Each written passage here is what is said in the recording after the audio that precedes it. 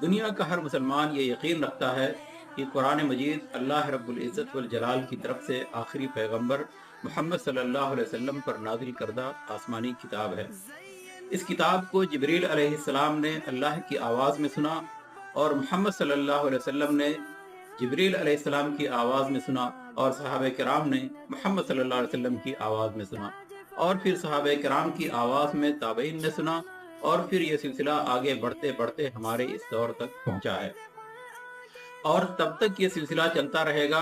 जब तक अल्लाह ताला कुरान करीम को ज़मीन से और लोगों के सीनों से उठा नहीं लेगा। और कुरान की ये हिफाज़त सिर्फ़ हुफ़ाज़ के सीनों में ही नहीं रही, बल्कि अहद नबूवी से लेकर आज तक उसे किताब की शक्ल में भी महफ़ूज़ रखा गया और जैसे-जैसे टेक्नोलॉजी तरक्की करती गई, कुरान की हिफाज़त की नौइयत भी ज़्यादा होती रही।